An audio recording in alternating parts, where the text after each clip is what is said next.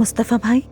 अरे वाह नूर, कहाँ थी तुम? आ जाओ, आ जाओ मेरी बहन, आ जाओ। शाबाश मेरे भाई। मेरी प्यारी बहन, चलो आओ बैठ जाओ।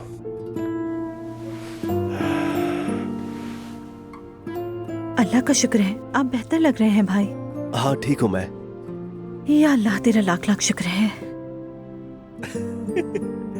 ये तो अम्मी का जुमला है, तुम तो पूरी अम्मी की तरह लग रही हो।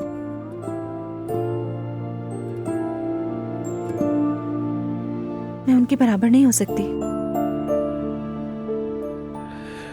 हाँ चले, भूख लग रही है, साथ खाना खाते हैं। बहुत जोरों की भूख लगी है, चलो कुछ खाते हैं। भाई, मुझे यकीन था कि आप ठीक हो जाएंगे। देखें, दवाओं ने असर कर दिया ना। शुक्र है खुदा का। नाइला भी खुश हो जाएगी। चले।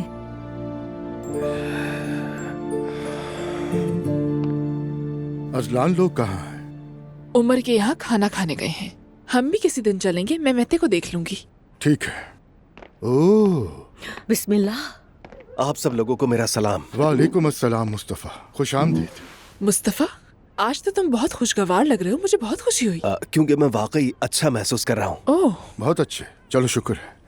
शायद इस घर में कुछ लोग ऐसे थे जो तुम्हें अच्छा महसूस नहीं होने देते थे।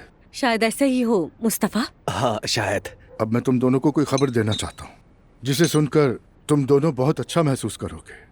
खैर तो है बाबा? हाँ बेटी, खैरियत है। कभी इस खाने की टेबल पर कुछ अच्छी बात भी होनी चाहिए। हमारा फ्लैट है ना, वो कनलेजा वाला, उसके किराएदार महीने के आखिर में जा रहे हैं। उनके जाने के बाद वो फ्लैट नाइला का है, यानी तुम दोनों का। क्या सच में बाबा? वो तो बहुत खूबसूरत घर है। बाबा जान, अल्लाह आपसे राजी हो। मुबारक हो बेटी तुम्हें।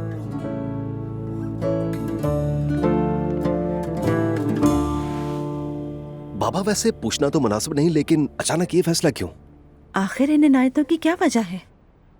क्योंकि नाइला इसकी हकदार है। सही, मुंह बंद रखने की कीमत है। नूर, तुम हर बात का गलत मतलब क्यों निकालती हो? नाइला ने इस घर में क्या कुछ नहीं सहा है। अगर एक फ्लैट इसके नाम कर दिया तो क्या बुरा है? नूर, आप खुश होने की बजाय ऐसी बातें क्यों कर रही हैं? खैर बाबा, अल्लाह आपसे राजी हो। इस बहाने मुझे भी नाइला की बकबक से निजात मिल जाएगी। देखा, मुस्तफा के लिए भी फायदा ही हुआ है। वाह भाई ईशल साहिबा, बहुत खूब। एक एक करके सबको घर से रुखसत कर रही हैं आप, है ना? इसके बरक्स मैं तो बस ये चाहती हूँ कि हम सब मिलकर यहाँ सुकून से रहें। नहीं, आप बिल्कुल भी फिक्र न करें, किसी का भी इस घर से जाने का कोई इरादा नहीं। ये तो अच्छी बात है। सच कहूँ तो अभी खाना चल रहा है और दिल चाय को चाहने लगा। नाइला बेटी, खाने के बाद अच्छी सी चाय पिला दो, हम वहाँ बैठ के पियेंगे। जी बाबा जान, अभी अपने हाथों से बना कर लाती हूँ।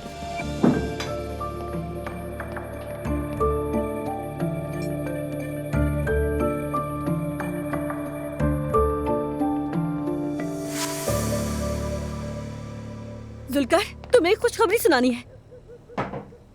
नायला, अब ये मत कहना कि तुम फिर से प्रेग्नेंट हो। मैं कसम से ये सुनकर बेहोश हो जाऊंगा।